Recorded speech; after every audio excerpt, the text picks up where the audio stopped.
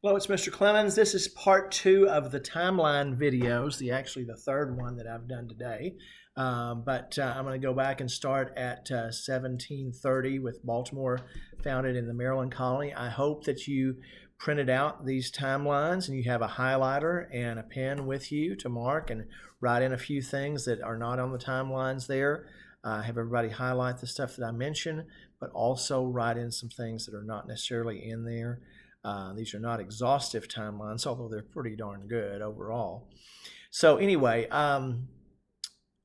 you've got 1733, you've got the Molasses Act passed by the English Parliament, imposed heavy duty on molasses, rum, and sugar imported from non-British islands in the Caribbean, protect the English planters there from French and Dutch competition. Remember, this is the Molasses Act, not the Sugar Act. Okay, so make sure that you designate that if an essay comes up, like essay question comes up with that involved in it. 1735, you have the John Peter Zenger case brought to trial for seditious libel. He's acquitted after his lawyer successfully convinces the jury that truth is a defense against libel. Between 1735 and 1750, you have the First Great Awakening in America. You've got Jonathan Edwards. You have John Wesley, a part of that. George Whitefield's a part of that. Great preaching, sinners in the hands of an angry God. You name it, hellfire and brimstone comes to us and the world. All right. In 1739, England declares war on Spain. As a result, in America, hostilities break out between Florida and Spaniards in Georgia and South Carolina colonists. Also, 3 separate violent uprisings by black slaves occur in South Carolina. The most famous of these is the Stono Rebellion just outside of Charleston in 1740, 39 and 40 there. So be aware of that as well. By the way, the 1739 war between Spain and England was originally called the War for Jenkins' Ear, and then that leads on into the War of Austrian Succession in Europe, also known as King George's War here in America. All right, and that'll go on up till 1748. Now, during this war, American colonists in New England helped to capture Louisbourg, and that is supposedly a impenetrable, unconquerable fort on Cape Breton Island. Okay, and 1 in 6 American colonists in New England go on this, and a lot of them die on this trip, make great sacrifices, and when the war is over, it is given back in the peace treaty. Really causes a upset and rankling in the New England colonies, especially with those who lost their loved ones there. And that's something that is given back in the peace treaty, which is very upsetting to New England colonists at that particular time. And you have to think about this: 1748, when that's given back in the peace treaty that ends that war, those guys are going to be the leaders of the colony in 1763 to 1775. They were young men in their 20s when they went and fought and captured Cape Breton Island. Now they're going to be in their 40s in 1763, in that time period, when they're the colonial leaders, and they remember that the British gave back Louisbourg after all those sacrifices. So there's also at the end of that war, there's a depression that begins in New England that lasts for 25 years, up until the beginning of the American Revolution. So that's a difficult thing as well, too, something that's important to know. Okay.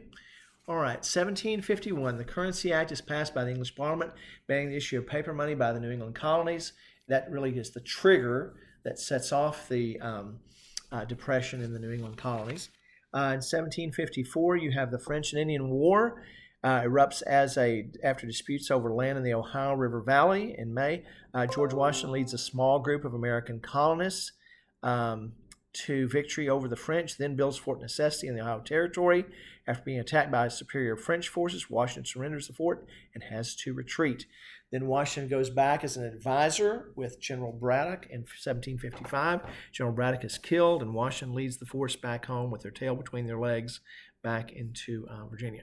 The war is not going very well for the American colonists and the British in the early days, but eventually they're going to figure it out, and by the end of the war, they come up with a force that begins to learn to fight like the Native Americans do, and they become very, very effective to ultimately to win that war.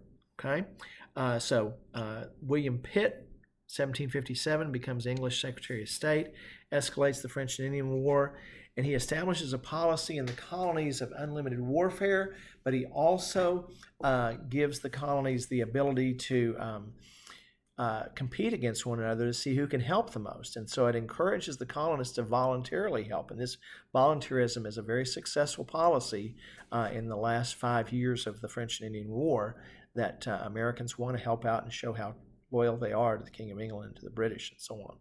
Okay. In 1763, the French and Indian War, known in Europe as the 7 Years' War, ends with the Treaty of Paris, 1763. By the way, any treaties that you have that end with Treaty of Paris or begin with Treaty of Paris, you have to put the year date with it to pair it up so people will know. You can't just, it's 1763 ends the French and Indian War. Treaty of Paris, 1783 ends the American Revolution. Treaty of Paris, 1898 ends the Spanish-American War. So important to always designate the date so people know. You also have Pontiac's Rebellion in the Ottawa Chief, west of Niagara. Has that uprising as well too. All right. 1763, the Proclamation of 1763, signed by King George III of England, prevents any English settlement west of the Appalachian Mountains. Then the Sugar Act is passed by the English Parliament to offset the war debt brought on by the French and Indian War. 1764, the Currency Act. 1765, the big one, March. The Stamp Act is passed by the English Parliament, and there's a protest in the American colonies for that. Also, 1765, a new Quartering Act requires colonies to house British troops and to supply them with food. Patrick Henry makes a famous speech in 1765. The Sons of Liberty are organized in 1765 as well. 1765, you have the Stamp Act Congress that meets. 1766, after much debate, Parliament repeals the Stamp Act.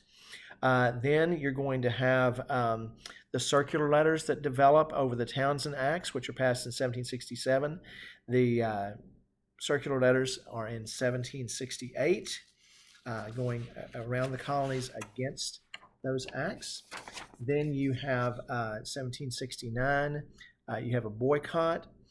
Then 1770, March 5th, 1770, you have the Boston Massacre. In April of 1770, the Townshend Acts are repealed, but everything's quiets down after the Boston Massacre.